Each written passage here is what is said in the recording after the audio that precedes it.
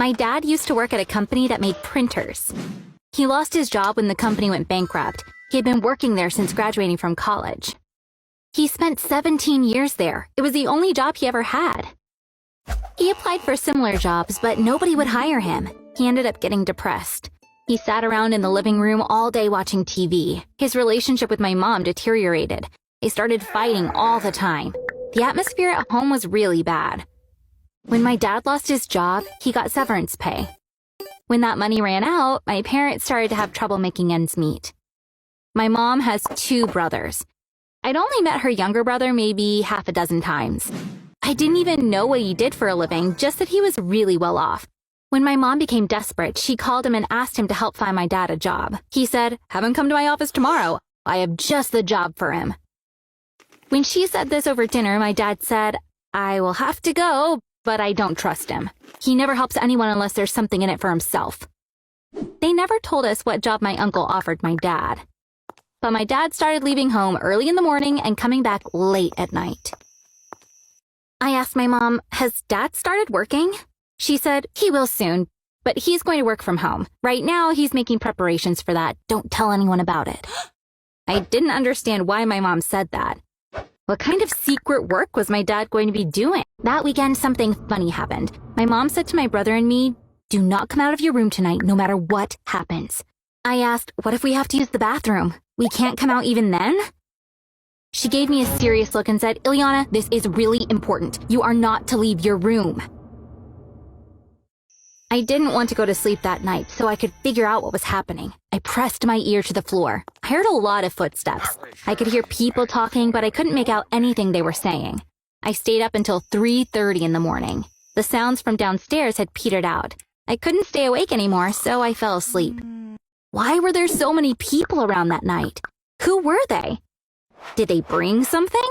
I had so many questions, but I couldn't ask my parents because I didn't want them to find out I stayed up and eavesdropped. Even though my dad was working from home, we were barely seeing him. My mom said that he was working nights and sleeping during the day, but something was off. We didn't know what his job was. I tried asking my mom. She wouldn't give me a straight answer. She just said, "It's something similar to his old job." I couldn't ask my dad because even though he was working again, he still looked depressed. He used to joke around all the time. He loved making us laugh. Now he had become a completely different man, and I missed my old dad very much. The only positive thing was that we were doing better financially. Around that time, the school year ended and summer vacation began. One morning, my brother said to me, "Can you get my bike out of the basement?" I said, "Why don't you do it yourself? Why are you asking me?" He blushed. He was embarrassed. "The basement is so dark. I know there's nothing to be scared of, but I'm still scared. Please don't mock me." I knew he couldn't help it because I am still terrified of clowns. "Okay, let's go and save your bike from the monsters in the basement," I said. He said, "Hey, I told you not to mock me." I said, okay, I was just kidding, and started walking. He followed me. To get into the basement, we first had to go outside. The entrance was at the back of the house. I couldn't remember the last time I went down there. I didn't think there was anything important there other than my brother's bike anyway. That's why I was sure my parents hadn't gone down there in a long time. I was so surprised when we got to the door, because there was a keypad lock on the wall next to it. I pushed the door. It didn't budge. Normally this door is never locked, but now it was. And here was this keypad lock. We needed a passcode to enter our basement now? This was the craziest thing I'd ever seen in my life. When I touched one of the buttons, the screen said, "Enter the 4-digit passcode." I asked my brother, "What do you think the passcode is?" "I have no idea," he answered. I decided to try some numbers. First, I entered my brother's birth year. Didn't work. Then I tried mine. That didn't work either. How about Mom's? When I typed in her birth year, I set off a really loud alarm. Of course, we panicked. Apparently, the alarm was set to go off after 3 unsuccessful attempts. A few moments later, the basement door opened. There were 2 men whom I'd never seen before. Did they work with my dad? Since my dad was asleep at the moment, what were these guys doing there by themselves? They were relieved to see us. The one with the beard asked, "Are you Mr. Bradford's kids?" We nodded. My brother said, I got my bike down in the basement. We just wanted to pick it up." He said, "Stay right there. I'll grab it for you." That's how we found out there was something strange going on in our basement. I told my brother, "Wait here for your bike. I'm going to talk to Mom." My mom was out. When she came back, I told her what happened. "I should have told you. The basement is your father's office now. Those people you saw are two of his colleagues," she said. "But what are they doing in the basement?" I asked. Mom said, "I told you. They are working. Don't go back there." Just as she said that, I noticed the ring on her finger. I said, "Mom, is that new? Is that a diamond?" My mom involuntarily pulled her hand away and hid it behind her back. She said, "No, it's not a real diamond. It's fake." Then she quickly got up and walked away. I didn't think that was a fake diamond. If it were fake, she wouldn't be so nervous. She would show it to me like it was no big deal. So now we had the money to buy such expensive jewelry? Now I was even more curious about my father's new job.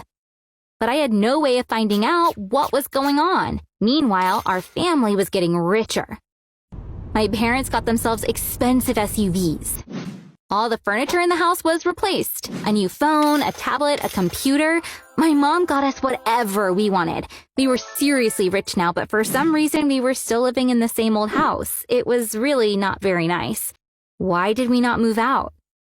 Did it have something to do with what my dad was doing in the basement, the job I still knew nothing about? Early one morning, the truth came out. I finally found out what was being done in the basement.